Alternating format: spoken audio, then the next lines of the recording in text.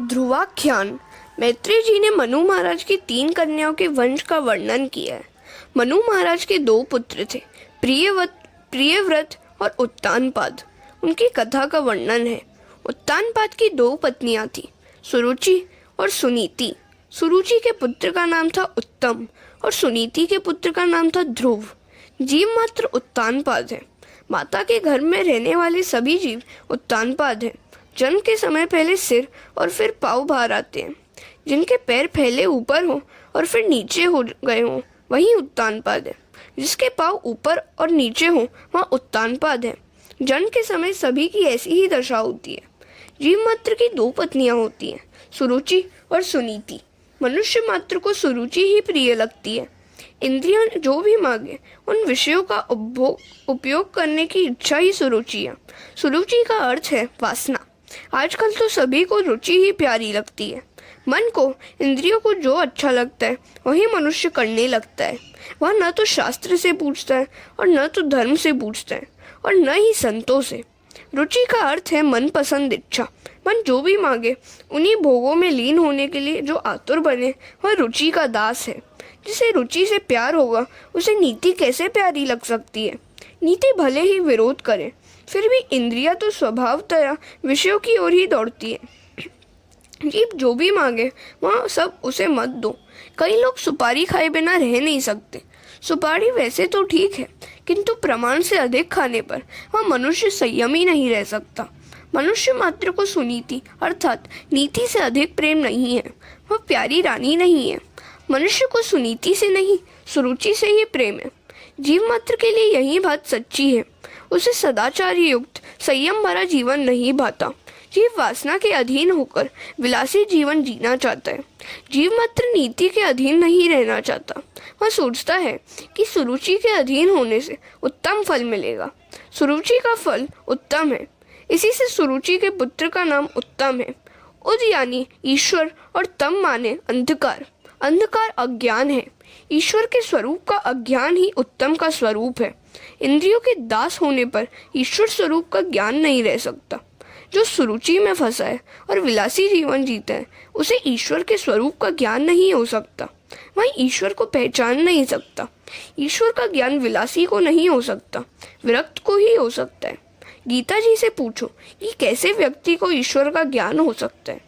जिसमें सात्विक गुण की बुद्धि होती है उसी को ज्ञान प्राप्त होता है। सात्विक गुण की बुद्धि संयमपूर्ण सदाचारी जीवन जीने से ही होती है। केवल शब्द ज्ञान नहीं है। उत्तम विषय क्षणिक सुख देते हैं और वह उत्तम सुख क्षणिक विषयानंद है। इंद्रियों और विषयों के संयोग से जो क्षणिक सुख मिलता है वह सुख नहीं, सुख का केवल आभास ही होता है। खुजली को खुजलाने से सुख नहीं, सुख का आभास ही हो पाता है। मनुष्य की हर एक इंद्रियों को विषयोपभोग की आकांक्षा होती है। सयापनापन वैसे आता तो है किंतु वह स्थायी नहीं हो पाता। इंद्रियों और विषयों के संयोग से क्षणिक सुख मिल पाता है। भोजन सरस होगा तो जरूरत से भी ज्यादा खा लिया जाएगा जिससे अजीर्ण होगा। फिर ऊपर से अन्न पाचन के लिए गोलियां लेनी पड़ेंगी। ऐसे समय में रुचि और खाने को कहती है किंतु नीति मना करती है। स्वामी शंकराचार्य इसलिए तो आज्ञा देते हैं कि स्वादिष्ट अन्न की याचना मत करो। दैववशात जो भी प्राप्त हो उसी से संतुष्ट हो जाओ। स्वादिष्ट भोजन करने वाला भजन नहीं कर पाएगा। नीति का फल आरंभ में कष्टदायी होते हुए भी अंत में सुखदायी है, जबकि विषयानंद का आरंभ में परिणाम सुखदायी होने पर भी उसका परिणाम दुख ही होता है। जिसका जीवन शुद्ध है, पवित्र है, उसी को भजनानंद मिलता है और वही आनंद टिकाऊ होता है। नीति के अधीन रहकर जो पवित्र जीवन जीता है उसी को ईश्वर का ज्ञान मिलता है। हरे कृष्ण। सुनीति से ध्रुव मिलता है। सुनीति का फल ध्रुव है। सुनीति का पुत्र ध्रुव है। ध्रुव का तात्पर्य है अविनाशी अनंत सुख का। ब्रह्मानंद का कभी विनाश नहीं होता। जो नीति के अधीन रहेगा उसे ध्रुव सा ब्रह्मानंद प्राप्त होता है। मनुष्य यदि सुनीति के अधीन होता है तो सदाचारी बनता है और यदि वह मात्र सुरुचि के अधीन होता है तो वह दुराचारी होता है। तुम्हारे सामने ये 2 आनंद है, विषयानंद और परमानंद। तुम किसे पसंद करोगे? भजनानंद ही पसंद करने योग्य है। पहला आनंद क्षणिक सुख देता है और उसका परिणाम दुखद होता है। दूसरा आनंद शुरू में तो कष्टदायी है, किंतु अंत में सुखदायी है। दो मित्र यात्रा करने चले। एक की आदत ही ऐसी थी कि पलंग तकिए के बिना उसे नींद ही नहीं आती थी। उसने बोरिया बिस्तर बांध तो लिया, किंतु उसे ढोने के लिए मजदूर न मिला, अतः वह सारा सामान उसे खुद ही उठाना पड़ा। रास्ते में एक सज्जन मिले। इस महाशय की दशा देखकर उससे कहा कि यह बोझ कितना कष्टदायी है, इसके बिना ही यात्रा क्यों नहीं करते। तो उसने उत्तर दिया, चाहे यह बोझ मुझे क्यों ना उठाना पड़े, किंतु रात को सोते वक्त तो बड़ा मजा आता है। रात्रि के आनंद के लिए वह सारा दिन बोझ उठाए फिरता, फिर रात को कैसा आनंद आता होगा। यह कथा किसी और की नहीं, अपनी ही है। जीवात्मा यात्रा करने निकला है। क्षणिक सुख के लिए मनुष्य सारा दिन गधे की भांति मेहनत करता है, सारा दिन दुख का पर्वत सिर पर लेकर चलता रहता है। क्षणिक सुख के लिए कितनी चिंता और कितना कष्ट उठाता है। विषय युक्त सुख क्षणिक ही नहीं, तुच्छ भी है। ध्रुव अविनाशी ब्रह्मानंद का भजनानंद स्वरूप है। जीव जब ब्रह्मानंद की ओर जाता है तो सुरुचि विघ्न उपस्थित करती है। जीव और ब्रह्म का मिलन सुरुचि नहीं होने देती। जो मनुष्य सुरुचि के अधीन है, समझो कि वह कामाधीन भी है। उत्तानपाद राजा की 2 रानियां और 2 पुत्र थे। राजा को सुनीति नहीं, सुरुचि ही प्यारी थी। हम सभी की यही बात है। हमें नीति से प्रेम नहीं है, किंतु इंद्रियों और वासना को बहकाने वाली सुरुचि से ही प्रेम है। एक बार उत्तानपाद सिंहासन पर बैठे हुए थे। सुरुचि भी वहीं बैठी हुई थी। उत्तम राजा की गोद में खेल रहा था। ध्रुव ने यह देखा तो उसने सोचा कि मैं भी पिताजी के पास जाऊं तो मुझे भी वे गोद में उठा लेंगे। उसने दौड़ते हुए आकर पिता से अपनी गोद में बिठाने के लिए कहा। बालक बालकृष्ण का ही स्वरूप है, उसका कभी अपमान मत करो। बड़े बड़े महात्मा भी बच्चों से खेलते हैं। रामदास स्वामी जब बच्चों से खेल रहे थे तो शिष्यों ने पूछा कि यहाँ क्या कर रहे हैं आप। तो स्वामी जी ने कहा, वय पोरते थोर होनी गेले, वय थोड़ते चोर होनी गेले। इन बालकों के साथ खेलने में मुझे बड़ा आनंद मिलता है। बच्चे अपने मन में जो होता है वैसा ही बोलते हैं, वैसा ही करते भी हैं। मन, वाणी और क्रिया एक समान होने पर ही तुम भगवान की भक्ति सही ढंग से कर सकोगे। वैसी भक्ति ही तुम्हें आनंदित करेगी। बालक निर्दोष होता है, उसे कपट मत सिखाना। उन पर बचपन में अच्छे संस्कार डालो, उनसे अनुचित लाड़ मत करो। उत्तानपाद ने आनंद से ध्रुव को अपनी गोद में लेना चाहा, किंतु सुरुचि को यह बात न भाई। जीव के पास जब भी भजनानंद आता है, सुरुचि बाधा उत्पन्न करती है। पूजा करते समय मन रसोई घर की ओर गया तो प्रभु भजन करते हुए मन विषयों की ओर बह गया तो समझ लेना कि सुरुचि आ गई है। ध्रुव को राजा गोद में बिठाए यह सुरुचि को पसंद नहीं था। उसने सोचा कि राजा जीवात्मा को ध्रुव भजनानंद मिलेगा तो वासनाधीन नहीं होंगे और मेरा कुछ भी काम नहीं बन पाएगा। सुरुचि ने राजा को ध्रुव को गोद लेने से रोका। राजा रानी के अधीन था, वह कामांध था। उसने सोचा कि मैं ध्रुव को गोद में बिठाऊंगा तो सुरुचि नाराज होगी। चाहे कुछ भी हो, मेरी रानी नाराज नहीं होनी चाहिए। जरूरत से ज्यादा स्त्री के अधीन रहना पाप है। शास्त्र तो यहाँ तक कहता है कि ऐसे स्त्री अधीन पुरुष को देखना भी पाप है। वह था तो राजा, किंतु रानी का तो दास ही था। अक्सर सभी की ऐसी ही दशा होती है। सांप बाहर तो अकड़ कर फिरते हैं और घर की पत्नी के आगे भीगे बिल्ली बन जाते हैं। राजा ने ध्रुव की अवहेलना की और मुंह मोड़ लिया। ध्रुव जी को तो बड़ी आशा थी। उसने हाथ बढ़ाकर कहा कि मुझे भी गोद में बिठा लीजिए। सुरुचि ने ध्रुव कुमार से कहा कि भाग जा यहाँ से। राजा की गोद में बैठने की तेरी पात्रता नहीं है। तू राजा की अप्रिय रानी सुनीति का पुत्र है, सो तू उसकी गोद में नहीं बैठ सकता। ध्रुव ने पूछा, माता क्या मैं अपने पिता का पुत्र नहीं हूँ? सुखदेव जी वर्णन कर रहे हैं। सुरुचि ने उस समय ताना दिया कि तेरी माता रानी नहीं है, रानी मैं हूँ, तेरी माता दासी है। राजा की गोद में बैठने की इच्छा तो तेरी अगर है तो तुझे मेरी कोख से जन्म लेना होगा। तू वन में जाकर तप कर और ईश्वर की आराधना कर और मेरी कोख में जन्म पाने की मांग कर। भगवान जब प्रसन्न होते हैं तो फिर तेरे घर में जन्म लेना ही क्यों मांगा जाए? किंतु सुरुचि मूर्ख जो थी इसलिए ऐसा बोल रही थी। ध्रुव को आशा थी कि पिताजी कुछ पल के लिए तो गोद में लेंगे ही, किंतु सुरुचि के अपमान से रोता हुआ वह अपनी माता सुनीति के पास लौट आया। तो सुनीति ने पूछा, बेटा तू क्यों रोता है, क्या हुआ है तुझे? बालक संस्कारी है, इसलिए वह कुछ बोलता नहीं है, बार बार रो रहा है। सुनीति समझती है कि मेरा सयाना बेटा मेरी दशा अच्छी तरह समझता है। हरे कृष्ण। जिसकी माता सुनीति हो वह सुशील ही होता है। वंश में जब कई लोगों का पुण्य इकट्ठा होता है तभी पुत्र उदार निकलता है। ध्रुव ने सोचा कि मैं सारी बात बताऊंगा तो परंपरा के कारण माता पिता की निंदा करने का पाप होगा। तभी एक दासी ने आकर सारी बात बता दी। सारी बात सुनकर सुनीति के मन में विचार आया कि मैंने तो सुरुचि का कुछ नहीं बिगाड़ा। मेरे मुंह से मेरी सौत के लिए यदि कुछ कटु वचन निकल पड़ेंगे तो ध्रुव के मन में हमेशा के लिए वैर भाव के संस्कार जम जाएंगे और भविष्य में अनर्थ होगा। इस प्रसंग से सुनीति को दुख हुआ, किंतु वह अपने बालक को अच्छे संस्कार देना चाहती थी। वह चाहती थी कि अपने बालक को राज्य और संपत्ति चाहे ना मिल पाए, किंतु संस्कार तो अच्छे ही मिलने चाहिए। यदि माता सुनीति हो तो अपने बालक को 1000 शिक्षकों की अपेक्षा भी अधिक अच्छी शिक्षा दे सकती है। सुनीति ने दुख के आवेग को दबाकर धीरज से कहा कि तेरी विमाता ने वैसे तो कुछ बुरा नहीं कहा। उसने तुझे जो उपदेश दिया है वह अच्छा है और मैं भी तुझे यही उपदेश देती हूँ। बेटे, यदि भिक्षा मांगनी ही है तो फिर भगवान से ही क्यों ना मांगी जाए। मनुष्य से बहुत कुछ मांगने पर भी बहुत कम ही मिलेगा और कई बार तो अपमान या उपेक्षा ही मिलेगी। अतः ठाकुर जी से ही मांगो। भगवान जब देता है तो इतना अधिक दे देता है कि जीव वह सब कुछ ले भी नहीं पाता। बेटे, भगवान तुझ पर कृपा करेंगे, तुझे प्रेम से बुलाएंगे, गोद में भी बिठाएंगे। तेरे ही नहीं, जीव मात्र के सच्चे पिता परमात्मा ही है। मैंने तुझे नारायण को सौंप दिया है। जो पिता तेरा मुंह तक नहीं देखना चाहता उसके घर में पड़ा रहना निरर्थक है। इस घर में तू रहेगा तो तेरी सौतेली माता तुझे हमेशा कष्ट देती रहेगी, किंतु रोना नहीं, अन्यथा मुझे भी दुख ही होगा। तेरी विमाता ने तुझे जो वन में जाने के लिए कहा है वह ठीक ही किया है, इसमें तेरा कल्याण है।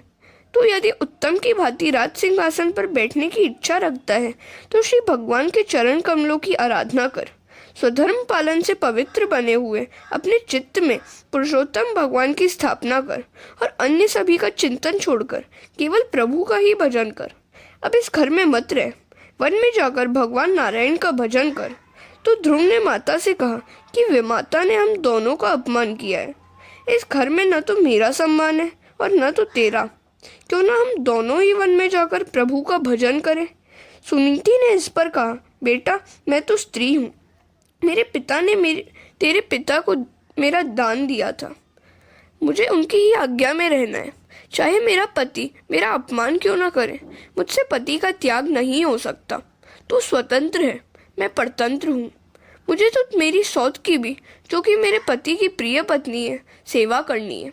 मैं तुझे अकेला तो भेज नहीं रही हूँ, तेरे साथ मेरे आशीर्वाद भी तो है। परमात्मा तुझे अपनी गोद में बिठाएंगे। जब तू मेरे गर्भ में था उस समय जिन्होंने तेरी रक्षा की थी वे वन में भी तेरी रक्षा करेंगे। अतः तू वन में जा और परमात्मा की वहाँ आराधना कर। मेरे नारायण तुझे अपनी बाहों में संभालेंगे। किंतु ध्रुव को अब भी डर लगा। तो सुनीति पुत्र से कहती है, तू अकेला नहीं है, मेरे नारायण तेरे साथ ही है। जीव यह अनुभव नहीं करता है कि भगवान उसके साथ ही है, किंतु जीव मात्र के सच्चे मित्र तो नारायण ही है। भगवान यह नहीं देखते कि अमुक व्यक्ति धनिक है या गरीब, शिक्षित है या अशिक्षित, छोटा है या बड़ा। भगवान तो यही देखते हैं कि इस जीव के हृदय में मेरे लिए प्रेम है या नहीं। प्रभु को प्रेम से पुकारोगे तो वे दौड़ते हुए चले आएंगे। अपने दुख की कथा प्रभु से तुम एकांत में ही कहना। प्रभु को मनाओ, उनसे कहो कि मेरा पाप करने का स्वभाव नहीं छूट पाता है, कृपा करो, वे तुम्हारी प्रार्थना अवश्य सुनेंगे। हरे कृष्ण। ध्रुव ने पूछा, माता मुझ जैसे अबोध बालक को भी भगवान मिलेंगे क्या? ध्रुव को समझाते हुए सुनीति ने कहा, हाँ बेटे, भगवान तुझे अवश्य मिलेंगे। दिल लगाकर भगवान का भजन करना। भगवान भावना के भूखे हैं। ईश्वर को जो प्रेम से पुकारता है उसके समक्ष वे अवश्य प्रकट होते हैं। बिना आतुरता के भगवान नहीं मिलते। आर्त होकर आरती करो। उपनिषद में ईश्वर ने कहा है, यह जीव मेरा पुत्र है, अमृतस्य पुत्रा। मैं तो जीव को अपनी गोद में बिठाने के लिए तैयार हूँ, किंतु वही मेरे पास नहीं आता। श्रीनाथ जी ने एक हाथ ऊपर उठाया हुआ था। उसे देखकर एक वैष्णव ने उनसे पूछा, आपने एक हाथ इस तरह ऊपर क्यों उठा रखा है? तो श्रीनाथ जी ने उत्तर दिया कि मेरे सभी बालक मुझे भूल गए हैं। मैं एक हाथ ऊपर उठाकर रोज उन्हें बुलाता हूँ, किंतु वे मेरे पास आते नहीं हैं। सुनीति ने सोचा कि बालक मेरी तो वंदना कर रहे हैं, किंतु वे माता की भी वह सद्भाव से वंदना करें तो उसका कल्याण होगा। किसी के प्रति राग द्वेष रखकर ईश्वर की आराधना नहीं की जा सकती और ऐसी आराधना सफल भी नहीं हो सकती। सुरुचि के प्रति मन में यदि यह अरुचि कुभाव रखकर जाएगा तो यह नारायण का ध्यान नहीं कर सकेगा। वह बार बार सुरुचि की बातें ही सोचता रहेगा। सुनीति ने ध्रुव को समझाया, तू मेरा सयाना पुत्र है, अपने पूर्व जन्म के कारण ही तुझे अपमान सहन करना पड़ रहा है। किसी जन्म में तूने अपनी विमाता का अपमान किया होगा, अतः उसने इस जन्म में बदला ले लिया। लाभ हानि, सुख दुख, मान अपमान आदि सब कुछ पूर्व जन्म के कर्मों का फल है। ज्ञानी उसे हंसते हुए सह लेते हैं और अज्ञानी रोते हुए। जैसा बीज बोया होगा वैसा ही फल मिलेगा। बेटा, तू अपने मन में कुछ भी न रखना। तेरी विमाता तेरे पिता को प्यारी है, तू क्या उसे प्रणाम नहीं करेगा? तूने जिस प्रकार मुझे प्रणाम किया उसी प्रकार अपनी उस विमाता को भी प्रणाम कर जो तेरे पिता को प्रिय है। जो तू मुझे प्रणाम नहीं करेगा तो भी मैं तुझे आशीर्वाद तो दूंगी ही, किंतु तेरी विमाता तो तेरे प्रणाम करने पर ही आशीर्वाद देंगी। उसकी वंदना करके तू जाएगा तो भगवान जल्दी प्रसन्न होंगे। सभी के आशीर्वाद लेकर वन में जाएगा तो परमेश्वर जल्दी कृपा करेंगे। जिस सुरुचि ने बालक का अपमान किया उसी सुरुचि की वंदना करने के लिए अपने पुत्र को सुनीति भेज रही है। धन्य है सुनीति। ऐसी सुनीति जिसके भी घर में होगी वहाँ कली नहीं आ सकता। 5 वर्ष का बालक ध्रुव कुमार विमाता सुरुचि की वंदना करने गया। वह तो आसन पर अकड़ कर बैठी थी। ध्रुव जी ने उसे साष्टांग प्रणाम किया। सुरुचि ने पूछा कि मुझे वंदना क्यों कर रहे हैं? ध्रुव जी ने बताया, माता, मैं वन में जा रहा हूँ, अतः आपसे आशीर्वाद लेने आया हूँ। एक पल भर के लिए तो सुरुचि का हृदय पिघल गया कि कैसा सयाना है यह। अपमानित होने पर भी यह मुझे प्रणाम कर रहे, किंतु वह स्वभाव से दुष्ट थी और स्वभाव जल्दी सुधर नहीं पाता। उसने सोचा कि ध्रुव यदि यहीं पर रहेगा तो उत्तम के राज्य में से वह हिस्सा मांगेगा। अतः उसने ध्रुव से कह दिया, ठीक है, वन में जा ही रहा है तो जा, मेरा आशीर्वाद है तुझे। बालक के प्रणाम करने पर भी सुरुचि के दिल में कुछ भी विशेष भाव नहीं जागा। स्वभाव को सुधारना बड़ा मुश्किल काम है। इसीलिए तो कहा है, कस्तूरी की क्यारी करी, केशन की बनी खाद, पानी की दिया गुलाब का, तऊ प्याज की प्याज।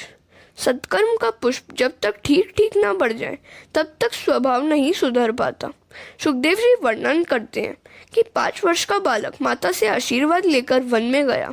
भागवत की माता पुत्र को तपश्चर्या करने के लिए वन में भेजती है, जैसे कि सुनीति ने ध्रुव को भेजा। आजकल की माताएं बालकों को सिनेमा देखने के लिए भेजती हैं, पैसे भी देकर कि जा, तेरा कल्याण हो। अरे, सिनेमा देखने से क्या खाक कल्याण होगा? इससे तो आंखें, शरीर और अंत में जीवन तक बिगड़ जाएगा। पैसे को खर्च करके अंधेरे में बैठना अज्ञान नहीं तो और क्या है? यह हंसने की नहीं या मजाक की बात नहीं, रोने की बात है। सिनेमा देखने के लिए अपने बालक को भेजने वाली स्त्री माता नहीं, शत्रु है। धन्य है सुनीति जैसी माताएं जो अपनी संतानों को अच्छे संस्कार देती हैं। हरे कृष्ण। बालक माता के दोष के कारण चरित्रहीन, पिता के दोष के कारण मूर्ख, वंश के दोष के कारण कायर और स्वयं के दोष के कारण दरिद्र होता है। दुशीलो मात्र दोषेन, पितृदोषेन मूर्खता, कार्पण्यम वंश दोषेन, आत्मदोषाद दरिद्रता। अपनी दोनों माताओं से आशीर्वाद लेकर ध्रुव वन में जा रहा है। देखिए, मात्र 5 वर्ष का बालक वन में जा रहा है। ध्रुव कभी सोचता है कि वन में तो हिंसक पशु होंगे, वे मुझे खा तो नहीं जाएंगे। तो दूसरे ही पल सोचता है, नहीं नहीं, मैं अकेला तो हूँ नहीं। मेरी माता ने ही तो कहा था कि मैं जहाँ जहाँ जाऊँगा नारायण भी साथ साथ होंगे। सभी को प्रणाम करके, सभी से आशीर्वाद लेकर जो व्यक्ति वन में जाता है उसे रास्ते में संत मिलते हैं। घर में जो झगड़ा करके जाता है उसे संत नहीं मिलते।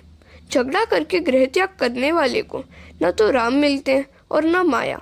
मार्ग में ध्रुव जी सोच रहे हैं कि घर में तो माता मुझे बेटा कहकर पुकारती थी, किंतु यहाँ वन में मुझे बेटा कौन कहेगा? यहाँ मुझे गोद में कौन बिठाएगा? कौन मुझे प्यार करेगा? वे आगे बढ़ते ही जा रहे थे कि रास्ते में सामने से नारद जी आ मिले। ध्रुव ने सोचा कि यहाँ कोई संत है। अच्छे संस्कार के कारण ध्रुव ने उन्हें साष्टांग प्रणाम किया। प्रणाम साष्टांग ही करना चाहिए। प्रकृति अष्टधा है। अष्टधा प्रकृति स्वरूप परमात्मा में मिल जाने की इच्छा व्यक्त करने के लिए साष्टांग प्रणाम करना है। प्रणाम करने से आत्मनिवेदन होता है। अधिकारी शिष्य को मार्ग में ही गुरु मिल जाते हैं। सद्गुरु और ईश्वरत्व एक ही है। परमात्मा और सद्गुरु दोनों व्यापक है। सर्वव्यापी को खोजने की नहीं, पहचानने की आवश्यकता है। बालक की विनम्रता से नारद जी प्रसन्न हुए। उनका संत हृदय द्रवित हुआ। उस बालक को उन्होंने गोद में उठा लिया। सिर पर हाथ फेरने लगे। महापुरुष का हाथ जब मस्तक पर फिरता है तो मन के सारे विकार शांत हो जाते हैं। ध्रुव को लगा कि अपनी माता के आशीर्वाद से यहाँ मार्ग में एक और माता मिल गई। जन्मदाता माता बालक को स्तनपान करा के पुष्ट करती है, तो गुरु रूपी माता हमेशा के लिए स्तनपान छोड़ाती है, अर्थात जन्म मृत्यु के चक्र से मुक्त कराती है, मोक्ष दिलाए। अतः फिर कभी जन्म लेकर स्तनपान करना ही न पड़े। स्तनपान कराने वाली माता श्रेष्ठ है या स्तनपान छुड़ाने वाली? स्तनपान छुड़ाने वाली माता गुरु ही श्रेष्ठ है। गुरु तो कहते हैं कि बेटा, तुझे मैं ऐसा उपदेश दूंगा कि फिर कभी स्तनपान करना ही न पड़े। नारद जी ने पूछा, बेटे तू कहाँ जा रहा है? ध्रुव जी ने कहा, भगवान के दर्शन करने के लिए मैं वन में जा रहा हूँ। मेरी माता ने बताया कि मेरे सच्चे पिता तो भगवान नारायण हैं। मैं उन्हीं की गोद में बैठने के लिए जा रहा हूँ। हरे कृष्ण। नारद जी ने ध्रुव की बात सुनकर उसकी परीक्षा लेनी चाहिए। सद्गुरु परीक्षा लेने के बाद ही शिष्य को उपदेश देते हैं। नारद जी ने उससे कहा, अरे अभी तो तू छोटा सा बच्चा है, यहाँ तेरी खेलने कूदने की अवस्था है, प्रभु का जप करने की नहीं। मेरा विचार है कि साधारण पुरुषों के लिए ईश्वर को प्रसन्न करना बड़ा ही कठिन कार्य है। तू जिनकी कृपा की इच्छा कर रहा है वे तो दुराराध्य है। बड़े बड़े ऋषि कई जन्मों तक ईश्वर की आराधना करते हैं, फिर भी उन्हें नहीं मिल पाते। वे भगवान का मार्ग ढूंढते तो हैं, किंतु जान नहीं सकते। तू बड़ा होकर पहले हर प्रकार के सुखों का उपभोग कर और वृद्धावस्था में निवृत्त होकर वन में चले जाना। तब शांति से भजन करना, राम नाम जपना और भगवान का दर्शन कर लेना। तू चाहता है कि भगवान तुझे गोद में बिठा ले, किंतु बड़े बड़े ऋषि मुनि हजारों वर्षों की तपश्चर्या करने के बाद भी उन्हें पा नहीं सकते, तो फिर तेरे जैसे बालक को तो वे कैसे मिलेंगे? अतः यही अच्छा है कि तू अपने घर वापस चला जा। ध्रुव कुमार ने कहा, जी नहीं, जिस घर में मेरा अपमान होता है वहाँ मैं नहीं रह सकता। अपने पिताजी के राज सिंहासन पर न बैठने का मैंने निश्चय किया है। इसी जन्म में प्रभु के दर्शन करने का भी निश्चय किया है। गुरु जी, आप मार्गदर्शन कराएं। ध्रुव का अटल निश्चय देखकर नारद जी ने कहा, जो व्यक्ति अपना कल्याण चाहता है और धर्म, अर्थ, काम और मोक्ष प्राप्त करना चाहता है, तो उसके लिए एकमात्र साधन है श्री हरि के चरणों की सेवा। तू मधुवन में जा। वृंदावन में यहाँ मधुवन है, जहाँ ध्रुव जी को नारायण के दर्शन हुए थे। यमुना कृपालु है। यमुना महारानी कृपा देवी का अवतार है। भागवत में कुछ ऐसे स्थानों का निर्देश है जहाँ परमात्मा अखंड रूप से विराजते हैं। मधुवन में श्रीरंगम में आदि, श्रीरंगम में अनंत शयनम पद्यनाभम है। द्वारिका में भी श्री भगवान विराजते हैं। उन्होंने द्वारिका त्यागी नहीं है। बोडाड़ा की भक्ति अनन्य थी, अतः उनका एक स्वरूप डाकोर आया था।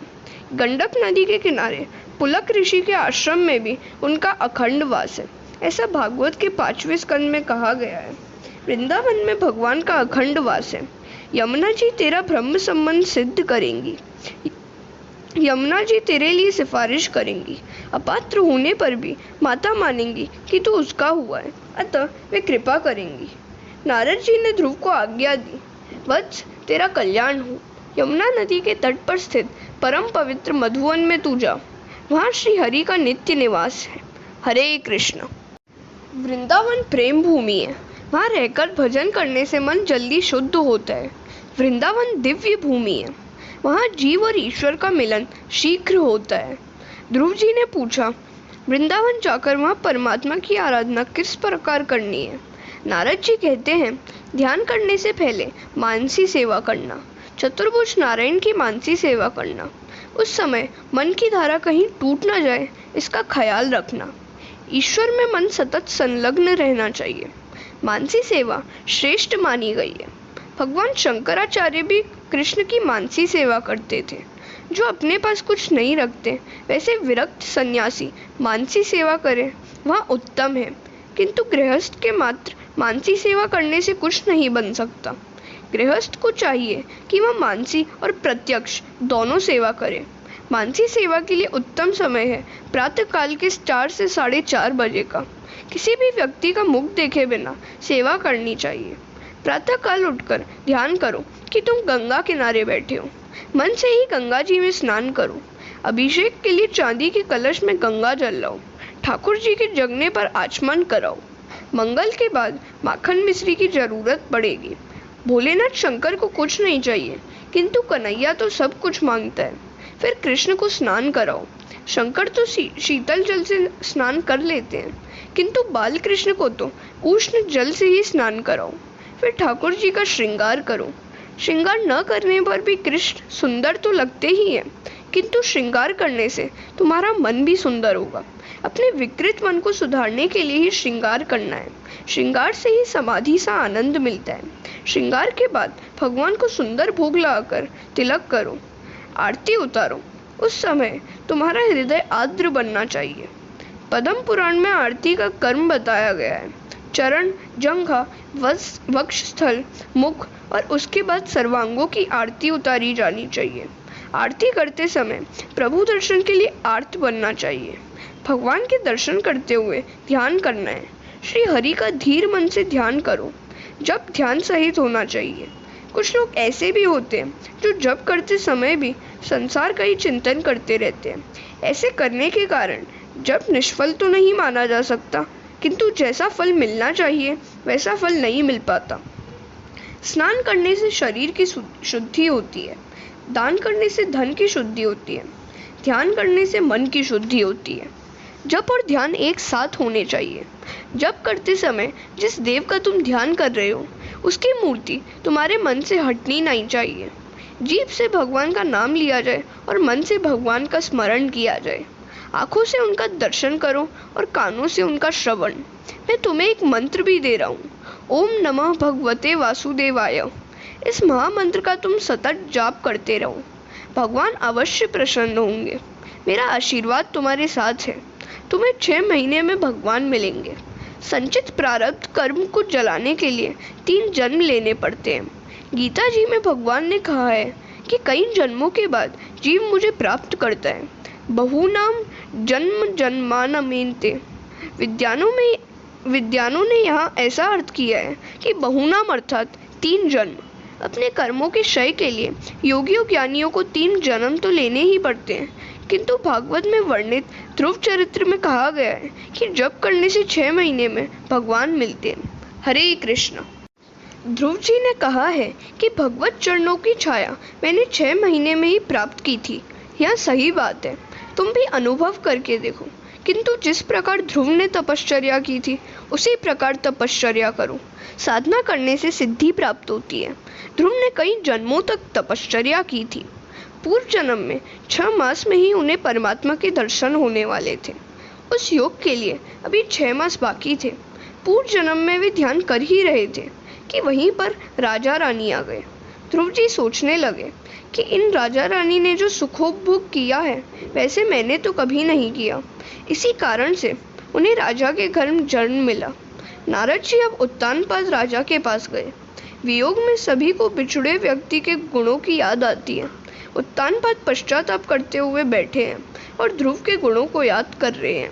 नारद जी ने सोचा, चाहे जो कुछ भी हो, किंतु यह मेरे शिष्य के पिता हैं, मुझे इनका भी उद्धार करना ही होगा। यह सुरुचि के अधीन हो गया है। यह जीव को वश में करेगा तो उसकी साधना सफल होगी। जीव पर काबू पाने से सुरुचि का मोह कम हो जाएगा। उत्तानपाद जी से नारद जी ने कहा, तुम 6 मास केवल दूध ही पीना, अनुष्ठान करना। ध्रुव जी मधुवन में आए। प्रथम दिवस उन्होंने अनशन किया। और फिर 3 दिन एक आसन पर बैठकर ध्यान किया। केवल फलाहार ही किया। अन्नाहार से रजोगुण की और फलाहार से सत्वगुण की वृद्धि होती है। दूसरे महीने में और संयम किया। एक साथ 6 दिनों तक ध्यान में बैठने लगे। तीसरे महीने में एक साथ 9 दिनों तक ध्यान करने लगे। फलाहार भी छोड़ दिया, केवल वृक्षों के पत्ते ही खाते। धीरे धीरे संयम बढ़ाने से भक्ति भी बढ़ती ही जाती है। जिस विषय का एक बार त्याग किया हो उसमें मन इंद्रियों को फिर कभी नहीं लगने दो। चौथे मास में केवल यमुना जल पीकर 12 दिन एक ही आसन पर बैठकर जप किया। 5वें मास में जल भी छोड़ दिया और वायु भक्षण करके 15 दिन तक एक ही आसन से जाप करते रहे। अब 6ठा मास आया तो उन्होंने निश्चय किया कि जब तक परमात्मा नहीं मिलेंगे तब तक मैं आसन पर बैठूंगा, और वे ध्यान जप में मग्न हो गए। निश्चय अटल होगा तो भगवान अवश्य मिलेंगे। वृत्ति ब्रह्माकार तो होती है, किंतु उसे वैसे ही बनाए रखना बड़ा कठिन काम है। ध्रुव जी ने 6 मास तक परमात्मा का सतत ध्यान किया। अपने हृदय में भगवान नारायण के स्वरूप का दर्शन किया। अब जीभ से नहीं, मन से जप करने लगे। ध्रुव जी की तपश्चर्या से प्रभावित होकर देवगण ने नारायण से प्रार्थना की कि अब आप ध्रुव कुमार को शीघ्र दर्शन दीजिए। तो भगवान ने देवों से कहा, मैं ध्रुव को दर्शन देने नहीं, उसका दर्शन करने के लिए जा रहा हूँ। स्वयं भगवान को ध्रुव का दर्शन करने की इच्छा हुई है। एक बार पंढरपुर के श्री विट्ठलनाथ और रुक्मिणी के बीच एक संवाद हुआ था। रुक्मिणी जी कहती हैं, रोज रोज इतने सारे भक्तजन आपके दर्शन के लिए आते हैं, फिर भी आप तो दृष्टि झुकाकर ही रहते हैं, किसी से भी नहीं मिलते, आखिर ऐसा क्यों? यह सुनकर भगवान ने कहा, जो केवल मुझसे ही मिलते आते हैं उस पर ही मैं कृपा दृष्टि करता हूँ। लोग मंदिर में कौन कौन से भाव लेकर आते हैं वह सब मैं जानता हूँ। मंदिर में सभी लोग अपने अपने लिए कुछ न कुछ मांगते हैं। मुझसे मिलने के लिए तो शायद ही कभी कोई आता है। जो मात्र मुझसे मिलने के लिए आता है उसी से मैं नजरें मिलाता हूँ। भगवान के दर्शन के लिए पंढरपुर के मंदिर में इतनी बड़ी भीड़ इकट्ठी होती है कि सुबह वहाँ पहुँचा हुआ व्यक्ति शाम को ही दर्शन कर पाता है। एक बार लक्ष्मी जी ने भगवान से पूछा, इतने सारे भक्त आपके दर्शनार्थ मचल रहे हैं, फिर भी आप उदास से क्यों नजर आ रहे हैं? भगवान ने कहा, ये जो आए हैं सभी स्वार्थी हैं, किंतु जिसके दर्शन करने की मेरी इच्छा है वह तुकाराम अभी तक नहीं आया। अब इधर तुकाराम बीमार थे। वे बिस्तर पर सोए हुए सोच रहे थे कि विट्ठलनाथ जी के दर्शन के लिए मैं तो जा नहीं पाऊंगा, क्यों ना वे ही दर्शन देने के लिए मेरे घर पर आ जाएं। प्रेम अन्योन्य और परस्पर अवलंबी होता है। भगवान ने लक्ष्मी जी से कहा, तुकाराम बीमार होने से इधर आ नहीं सकता, तो चलो हमें उसी के घर चलें। लाखों वैष्णव पंढरपुर के मंदिर में विट्ठलनाथ जी के दर्शन के लिए उमड़ रहे हैं, और विट्ठलनाथ जी तो जा पहुंचे हैं तुकाराम के घर पर। जिस प्रकार सच्चा वैष्णव ठाकुर जी के दर्शन के लिए आतुर होता है, उसी प्रकार सच्चे भक्त के लिए दर्शन के लिए भगवान भी आतुर होते हैं। हरे कृष्ण। ध्रुव जी के समक्ष भगवान नारायण प्रकट हुए, किंतु ध्रुव जी ने आंखें नहीं खोली। भगवान ने सोचा कि इस तरह तो मैं कब तक खड़ा रहूंगा। ध्रुव जी के हृदय में जो तेजोमय प्रकट स्वरूप था उसको प्रभु ने अंतर्धान कर दिया। अब ध्रुव जी व्यथित हो गए, सोचने लगे कि वह दिव्य स्वरूप कहाँ अदृश्य हो गया। ध्रुव जी ने आंखें खोली तो अपने सामने चतुर्भुज नारायण को देखा। अब तो ध्रुव जी मानो भगवान का दर्शन नहीं कर रहे हैं, किंतु उनकी रूप ज्योति को पी रहे हैं। बहुत कुछ बोलने की इच्छा है, किंतु कैसे बोला जाए, क्योंकि अज्ञानी जो ठहरे। अपने शंख द्वारा भगवान ने बालक के गाल का स्पर्श किया और उसके मन में सरस्वती जागृत की। ध्रुव जी ने स्तुति की, प्रभु आप सर्वशक्ति संपन्न हैं। आप ही मेरे अंतःकरण में प्रवेश करके अपने तेज से मेरी सुषुप्त वाणी को चेतना युक्त करते हैं तथा मेरे हाथ, पैर, कान, त्वचा आदि अन्य सभी इंद्रियों और प्राणों को चैतन्य देते हैं। ऐसे आप अंतर्यामी भगवान की मैं वंदना करता हूँ। मेरी बुद्धि में प्रविष्ट होकर उसे सत्कर्म की प्रेरणा देने वाले प्रभु को मैं बार बार वंदन करता हूँ। आपका कृतज्ञ आपको कैसे भूल सकता है? जो आपकी स्तुति नहीं करता वह सचमुच ही कृतज्ञ है। आप तो मनुष्य को जन्म मरण के चक्र से मुक्त करते हैं। आपको कामादि विषयों की इच्छा से बजने वाला मूर्ख है। आप तो कल्प वृक्ष है। फिर भी वे मूर्ख जन देहोपभोग के हेतु ऐसे सुखों की इच्छा करते हैं जिन सुखों के कारण ही प्राणी को नरक लोक में जाना पड़ता है। जब आप कृपा करेंगे तभी यह जीव आपको पहचान सकता है। आपकी कृपा प्राप्त होने पर ही यह जीव आपका दर्शन कर सकता है, आपको प्राप्त कर सकता है। मात्र साधना से ईश्वर दर्शन नहीं होता। कृष्ण कृपा साध्य है, साधना साध्य नहीं। किंतु इसका अर्थ यह नहीं है कि तुम साधना न करो। साधना तो अवश्य करो, किंतु साधना पर विश्वास मत करो, अभिमान मत करो। साधना तो करनी ही है। साधना करते करते थका हुआ जीव दीन होकर रो पड़ता है, तभी भगवान कृपा करते हैं। उपनिषद में भी कहा है, वह आत्मा न तो वेदाभ्यास से मिलती है, न तो बुद्धि चातुर्य से मिलती है, और न तो कोई शास्त्रों के श्रवण से, किंतु जिसका वह वर्ण करती है उसी को इस आत्मा की प्राप्ति होती है। आत्मा उसी को स्वरूप दर्शन कराती है। साध्य की प्राप्ति होने के पश्चात कई लोग साधन की उपेक्षा करते हैं। साधन की उपेक्षा करने से फिर माया प्रविष्ट हो जाती है। अद्वैत भाव की सिद्धि के पश्चात वैष्णव तो भगवान की भक्ति करता ही रहता है। ईश्वर प्राप्ति हो जाने पर भी साधना का त्याग नहीं करना चाहिए। साधना की ऐसी आदत हो जाती है कि वह छूट भी नहीं पाती। तुकाराम ने कहा है, आंधी केला सत्संगम तुका जाला पांडुरंगम, त्याजे भजन राही ना मूल स्वभाव जाइना। सत्संग से तुकाराम पांडुरंग जैसे हो गए हैं। अब उन्हें भजन करने की आवश्यकता नहीं है, किंतु तुकाराम को भजन करने की आदत ही ऐसी पड़ गई है कि भजन करना छूट ही नहीं पाता। तुकाराम ने प्रारंभ में सत्संग किया तो उन्हें जप करने की आज्ञा मिली। जब से भगवान ने दर्शन दिए और कृपा की। अब तुकाराम और पांडुरंग में द्वैत भाव नहीं है, फिर भी वे भजन करना छोड़ नहीं सकते, क्योंकि वे आदत से मजबूर जो हैं। ऐसी उन्नत स्थिति पर पहुंचकर भी ज्ञानी भक्ति का त्याग नहीं करता। ज्ञानी भक्त के लिए भक्ति एक व्यसन सी होती है। भक्ति व्यसन सी बन जाए तो बेड़ा पार लग जाता है। प्रभु, आपके दर्शन प्राप्त करने के पश्चात भी सच्चे ज्ञानी भक्तजन आपकी भक्ति छोड़ नहीं सकते। आपके दर्शन प्राप्त करने के पश्चात जो आपका स्मरण नहीं करता वह कृतघ्न है। सुखदेव जी से राधा कृष्ण का ध्यान एक क्षण मात्र के लिए भी छोड़ने को कोई कहेगा तो वे ऐसा नहीं कर सकेंगे। अपरोक्ष साक्षात्कार करने के बाद भी भजन छोड़ा नहीं जा सकता। हरे कृष्ण। ध्रुव कुमार ने सुंदर स्तुति की। नाथ, जब आपके लाडले भक्त आपका दर्शन करते हुए, स्मरण करते हुए आपकी कथा करें, तब वह सुनने का मुझे सुयोग देने की कृपा करें। वह आनंद तो योगियों के ब्रह्मानंद से भी श्रेष्ठ है। ध्रुव कुमार ने विद्वानों की कथा सुनने की इच्छा व्यक्त नहीं की है। उनकी तो इच्छा है कि जिनका हृदय कृष्ण प्रेम के रस में लीन हो गया है वह कथा सुनाए। ज्ञानी की कथा और भक्त हृदय की कथा में अंतर है। आपकी कथा का आनंद ब्रह्मानंद से भी श्रेष्ठ है। श्रीधर स्वामी को इस श्लोक का अर्थ करने में कुछ कठिनाई सी लगी है। उपनिषद के सिद्धांत का यहाँ पर कुछ विरोध सा किया गया है। उपनिषद में कहा है कि ब्रह्मानंद ही सर्वश्रेष्ठ है। कोई भी आनंद ब्रह्मानंद से श्रेष्ठ नहीं हो सकता। तैत्तिरीय उपनिषद में आनंद का वर्णन किया है। मनुष्य के आनंद की अपेक्षा गंधर्वों का आनंद श्रेष्ठ है। इसकी अपेक्षा स्वर्ग के देवों का आनंद श्रेष्ठ है। देवों के आनंद से बढ़कर है इंद्र का आनंद। इंद्र आनंद की अपेक्षा बृहस्पति का आनंद 100 गुना श्रेष्ठ है। किंतु ब्रह्मानंद तो सर्वश्रेष्ठ आनंद है, जो निष्काम है, निर्विकार है और जिसके मन का निरोध हो चुका है। उसे जो आनंद मिलता है यही ब्रह्मानंद है। यह सर्वश्रेष्ठ आनंद है। ब्रह्माकार वृत्ति वाले योगियों को जो ब्रह्मानंद प्राप्त होता है वह श्रेष्ठ आनंद है। जहाँ द्वैत, प्रपंच, मैं और तू नहीं है वह आनंद श्रेष्ठ है। जब तक मैं और तू का अस्तित्व है तब तक श्रेष्ठ आनंद नहीं मिल पाता। ब्रह्मानंद की प्राप्ति होने पर सांसारिकता का, जगत का अस्तित्व नहीं रह पाता। भागवत में ध्रुव जी कहते हैं कि भगवान की कथा श्रवण का आनंद ब्रह्मानंद से भी श्रेष्ठ है।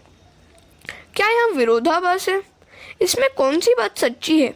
महापुरुषों ने अपनी अपनी दृष्टि से समाधान किया है कि ब्रह्मानंद सर्वश्रेष्ठ है, किंतु इसमें एक दोष है। यह आनंद एक भोग्य है, सर्वभोग्य नहीं। जिसकी वृत्ति ब्रह्माकार हुई हो उसे ही यह आनंद मिल सकता है। अतः यह आनंद गौड़ है। कथा कीर्तन का आनंद अनेक भोग्य है। भजनानंद सर्वभोग्य होने के कारण सभी को एक साथ आनंदित करता है। इसी कारण से कथानंद को ब्रह्मानंद की अपेक्षा श्रेष्ठ कहा गया है। वैसे तो तात्विक दृष्टि से ब्रह्मानंद ही सर्वश्रेष्ठ कहा जाएगा। ब्रह्मानंद एक ही व्यक्ति को आनंदित कर सकता है। जो आनंद समाधि में लीन योगी प्राप्त कर सकता है, वह आनंद योगी के सेवक को नहीं मिल पाता। समाधि लीन योगी अकेला ही संसार पार करता है, जबकि सत्संगी स्वयं भी पार होता है, अन्यों को भी पार ले जाता है। कथा श्रवण सभी को एक साथ आनंद देता है, यह अनेक भोग्य है। अतः कथा श्रवण का आनंद कथानंद से भी श्रेष्ठ कहा गया है। कुछ टीकाकारों ने कहा है कि ब्रह्मानंद की अपेक्षा अन्य कोई भी आनंद श्रेष्ठ नहीं है, किंतु सत्संग की महिमा वृद्धिगत करने के लिए ऐसा भगवत में कहा गया है। हरे कृष्ण। प्रभु ने ध्रुव जी से कहा, मैं तेरी भक्ति से प्रसन्न हुआ हूँ, तू मुझसे चाहे जो मांग सकता है। ध्रुव जी ने कहा, क्या मांगूं और क्या नहीं, यह मेरी समझ में नहीं आ रहा। आपको जो भी प्रिय हो वही मुझे दीजिए। भगवान शंकर जब प्रसन्न हुए थे तब उन्होंने नरसिंह मेहता से वर मांगने को कहा था। नरसिंह मेहता ने भी ध्रुव जैसा ही उत्तर दिया था। तो शिवजी ने कहा कि मुझे तो रासलीला प्रिय है, अतः मैं तुझे उसी का दर्शन कराऊंगा। और शिवजी ने मेहता को रासलीला के दर्शन कराए थे। ध्रुव जी से भगवान ने कहा, तू कुछ कल्पों के लिए अपने राज्य का शासन कर, उसके पश्चात मैं तुझे अपने धाम में ले चलूंगा। ध्रुव जी ने आशंका व्यक्त करते हुए कहा, मुझे अपने पूर्व जन्म की याद आ रही है। राजा रानी के दर्शन से मेरा मन विचलित हुआ था, अतः मुझे यह जन्म लेना पड़ा। अब जो राजा बना तो फिर रानियों की माया में फंस जाऊंगा और असावधान हो जाऊंगा। मैं राजा नहीं बनना चाहता। प्रभु ने कहा, तू चिंता न कर, ऐसा कभी नहीं होगा। तेरी राजा बनने की इच्छा न भी हो तो मैं तुझे राजा बना हुआ देखना चाहता हूँ। यह माया तुझे प्रभावित नहीं कर सकेगी। मेरा नियम है कि जो मेरा पीछा करता है मैं भी उसी का पीछा करता हूँ। मैं तेरी रक्षा करूँगा। छोटे बच्चों को चाहे आनंद ना होता तो किंतु माता को तो उसका श्रृंगार करने में आनंद मिलता ही है। मैं जगत को यह दिखाना चाहता हूँ कि जो व्यक्ति मेरा हो जाता है उसे लौकिक और अलौकिक दोनों प्रकार के आनंद प्रदान करता हूँ। मैं अपने भक्तों को अलौकिक सुख के साथ साथ लौकिक सुख से भी लाभान्वित करता हूँ। शबरी और मीरा जैसा अटल भक्ति भाव होने पर भगवान कहते हैं कि मैं रक्षा करता रहूँगा। जीव की रक्षा जब तक भगवान स्वयं नहीं करते तब तक वह काम का नाश नहीं कर पाता। जे ही राखे रघुबीर ते उबरे तिहि काल महु। श्री राम ने जिनकी रक्षा की है वे कभी कामान नहीं हुए हैं। फूल चुनने के लिए आए हुए एक राजसेवक ने ध्रुव को देखा तो उसने राजा से ध्रुव के आगमन का समाचार दिया। अनुष्ठान में बैठे हुए उत्तानपाद राजा दौड़ पड़े। जरा देखिए तो सही, 6 मास पूर्व जिस उत्तानपाद राजा ने ध्रुव को अपनी गोद में क्षणमात्र भी बैठने नहीं दिया था, वही राजा अब भगवान के दर्शन करके आए हुए ध्रुव के स्वागत के लिए दौड़ते हुए जा रहे हैं। जो ईश्वर से संबंध जोड़ लेता है, जगत उसी के पीछे दौड़ने लगता है। परमात्मा जिसे अपना बनाते हैं उसके शत्रु भी वंदना करते हैं। यदि तुम पीछे लग जाओगे तो जगत तुम्हारे पीछे लग जाएगा। वहीं उत्तानपाद के जिन्होंने ध्रुव का कभी अपमान किया था, आज उसका स्वागत करने के लिए दौड़ पड़े हैं। वे सोचते हैं, मेरे 5 वर्ष के बालक ने भगवान का दर्शन पा लिया और मैं आधी जिंदगी गुजार चुका, फिर भी सुरुचि की माया में फंसा हुआ हूँ। धिक्कार है मुझे। राजा की आंसू से आनंद अश्रु बह रहे थे। कहाँ है मेरा ध्रुव, कहाँ है मेरा बेटा? सेवक ने कहा, देखिए महाराज, राजकुमार आपकी वंदना कर रहे हैं। तो राजा ने बालक को गले लगाकर कहा कि मैं वंदना के लिए अपात्र हूँ। सुखदेव जी वर्णन करते हैं कि उस समय परमानंद की वर्षा हो रही है। अब ध्रुव माताओं की वंदना करने के लिए जा रहे हैं। वे सोचते हैं कि मेरी माता ने तो कहा था कि उसकी मैं वंदना न करूं तो कोई वैसी बड़ी बात नहीं है, किंतु विमाता सुरुचि की तो मुझे वंदना करनी ही चाहिए। अतः ध्रुव ने जब सुरुचि को प्रणाम किया तो उसका दिल भर आया। कितना सयाना है यह। सुनीति का हृदय तो हर्ष के मारे इतना भर आया कि वह तो कुछ बोल भी न पाई। उसे लगा कि आज ही वह पुत्रवती हुई है, क्योंकि उसका पुत्र आज भगवान को प्राप्त करके आया है। रामचरितमानस में भी कहा गया है, पुत्रवती जुबती जग सोई, रघुबर भगत जासु सुत होई। जो सभी का आशीर्वाद प्राप्त कर सकता है वही सर्वेश्वर को प्रिय लगता है। लोगों ने कहा कि ध्रुव जी ने नारायण के दर्शन किए, अतः हम उनका दर्शन करके कृतार्थ हो जाएंगे। तो ध्रुव जी की नगर यात्रा का आयोजन किया गया। ध्रुव जी को हाथी पर सवार होने के लिए कहा गया तो उन्होंने कहा कि मैं अकेला सवार नहीं हो सकता, मेरे भाई उत्तम को भी पास में बिठाओ। उत्तम को हाथी पर पहले बिठाकर ध्रुव जी ऊपर सवार हुए। जो अपने भाई बहनों में, नाते रिश्तेदारों में परमात्मा का दर्शन नहीं कर सकता, उसे मूर्ति आदि में भी भगवान का दर्शन नहीं हो सकता। हरे कृष्णा। शब्दात्मक उपदेश का प्रभाव शीघ्र नहीं पड़ता, क्रियात्मक उपदेश का प्रभाव शीघ्र पड़ता है। सुरुचि अब पश्चाताप करने लगी है। सुनीति के चरणों में मस्तक नवाकर रो रही है। उसके आंसू के साथ साथ उसके मन का मैल भी धुल गया। ध्रुव कुमार का राज्याभिषेक किया गया और भ्रमी के साथ विवाह भी किया गया। एक बार उत्तम शिकार करने के लिए वन में गया। वहां यक्ष के साथ युद्ध होने पर उसकी मृत्यु हो गई। ऐसा दुखद समाचार सुनकर ध्रुव वहां पहुंचा और भीषण युद्ध करके वहां यक्षों का संहार करने लगा। उस समय ध्रुव के पिता महाराज मनु वहां पधारे। उन्होंने ध्रुव से कहा, बेटे, वैष्णव वैर नहीं करते। विष्णु भगवान प्रेम के स्वरूप है। अपनी छाती पर लात मारने वाले भृगु ऋषि को भी विष्णु भगवान ने प्रेम ही दिया था। शिव जी वैराग्य के स्वरूप है। अति प्रेम और अति वैराग्य दोनों का निर्वाह कठिन है। ज्ञानी को चाहिए कि वह अतिशय वैराग्य से रहे और वैष्णव को चाहिए कि वह अतिशय प्रेम से रहे। महाराज मनु कहते हैं, अपनों से बड़े के प्रति सहनशीलता, छोटों के प्रति दया, समान वयस्कों के साथ मैत्री और समस्त जीवों के साथ समान बर्ताव करने से सर्वात्मा श्रीहरि प्रसन्न होते हैं। तितिक्षा, सहनशीलता, सर्वजन के प्रति करुणा और जगत के प्रत्येक जीव से मैत्री, इन तीन गुणों से संपन्न व्यक्ति सुखी होता है और उस पर भगवान भी प्रसन्न होते हैं। प्रत्येक प्राणी के प्रति स्वभाव रखने से प्रभु प्रसन्न होते हैं और भगवान के प्रसन्न होने पर प्राकृतिक गुणों तथा लिंग शरीर से मुक्त होकर पुरुष सुख स्वरूप ब्रह्म की प्राप्ति करता है। मनु महाराज के उपदेश को सुनकर ध्रुव ने संहार रोका। ध्रुव जी विशाल क्षेत्र में आए। ये जब बालक थे तब यमुना जी के किनारे पर गए थे। अब वृद्धावस्था में गंगा जी के तट पर आए हैं। गंगा जी मृत्यु सुधारती है। भागवत की कथा प्रेम से सुनने से सभी यात्राओं का फल मिलता है। गंगा के किनारे बैठकर ध्रुव जी भजन कीर्तन करने लगे। गंगा जी के प्रवाह के निनाद से ध्रुव जी के ध्यान में विक्षेप होने लगा।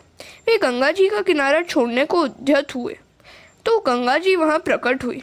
ध्रुव ने कहा, माता, तुम्हारा यह कलकल निनाद मेरे भजन ध्यान में विक्षेप करता है। तो गंगा जी ने ध्रुव से कहा, तू शांति से ध्यान करता है तो मैं भी अब शांति से ध्यान करूंगी। अब मैं कभी सशब्द नहीं होंगी। तू यहाँ से जाना मत। गंगा जी शांत हो गई। ऋषिकेश के समीप ध्रुवाश्रम के पास गंगा जी आज तक शांति है। केवल ध्रुवाश्रम के निकट ही गंगा शांत है और किसी स्थान पर नहीं। एक बार भगवान की आज्ञा से ध्रुव कुमार को अपने साथ ले जाने के लिए विमान लेकर पार्षद आए। गंगा तट छोड़कर वैकुंठ जाने की ध्रुव की इच्छा नहीं हो रही है।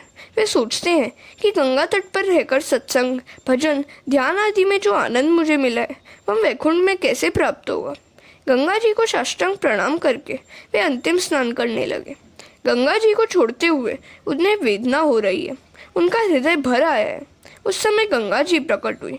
ध्रुव ने कहा, भगवान की आज्ञा के कारण मैं तुम्हें छोड़कर वैकुंठ जा रहा हूँ। तुम्हारे तट पर जैसा आनंद मिला है वैसा तो हम वैकुंठ में कैसे मिलेगा। यह सुनकर गंगा जी ने प्यार से कहा, यह तो मेरा भौतिक स्वरूप है। वैकुंठ में मैं आदि भौतिक स्वरूप से रहती हूँ। ध्रुव ने गंगा जी को प्रणाम किया। सभी की वंदना करके ध्रुव जी वैकुंठ गए। वे विनय की मूर्ति है। हरे कृष्ण। ध्रुव के समीप आकर मृत्युदेव ने सिर नवाया तो ध्रुव ने उनके मस्तक पर एक पैर रखकर दूसरा पैर विमान में रखा। विमान में बैठकर भगवान के धाम में गए। ध्रुव के वैकुंठ गमन से सभी को आनंद हुआ। नारद जी कुछ अप्रसन्न से हैं।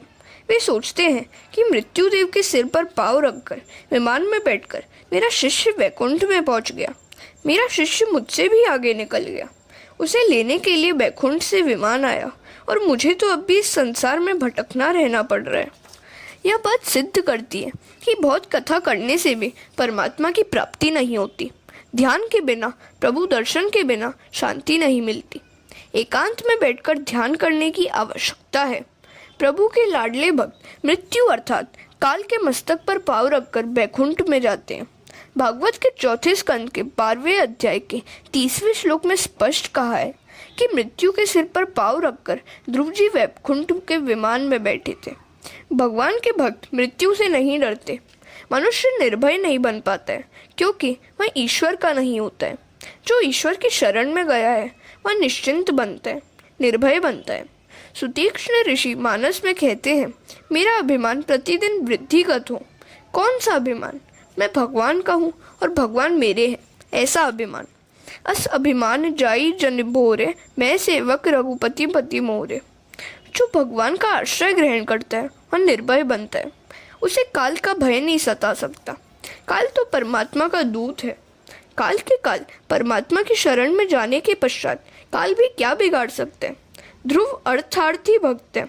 ध्रुव ने भगवान की शरणगति स्वीकार की तो भगवान ने उनको दर्शन दिए, राज्य दिया और अंत में वैकुंठ वास भी दिया। यह है भगवान की अनन्य शरणागति का फल। ध्रुव का दृष्टांत बताता है कि अटल निश्चय से कठिनतम कार्य भी सिद्ध होता है, किंतु यह निश्चय कैसा होना चाहिए? देहम वा पात्यामि कार्यम वा साध्यामि। कार्य सिद्ध करूँगा और नहीं तो देह त्याग करूँगा। यह दृष्टांत यह भी बताता है कि बाल्यावस्था से ही जो भगवान की भक्ति करता है उसे ही वे मिल पाते हैं। वृद्धावस्था में भजन ध्यान करने वाले का अगला जन्म सुधरता है, किंतु इसी जन्म में भगवान को प्राप्त करना है तो बाल्यावस्था से ही भक्ति की जानी चाहिए। बाल्यावस्था के अच्छे संस्कार नष्ट नहीं होते। सुनीति की भांति तुम भी अपने बालकों में बचपन से ही धार्मिक संस्कारों का सिंचन करो। ध्रुव चरित्र की समाप्ति करते हुए मैत्रेय जी ने कहा कि नारायण सरोवर के किनारे नारद जी तप कर रहे थे। वहाँ प्रचेताओं का मिलन हुआ। विदुर जी ने पूछा, ये प्रचेता कौन थे, किसके पुत्र थे? विस्तार से सब कुछ बताइए। मैत्रेय जी विदुर जी को और सुखदेव जी परीक्षित राजा को कथा सुना रहे हैं। ध्रुव जी के वंशज ही प्रचेता थे। हरे कृष्ण।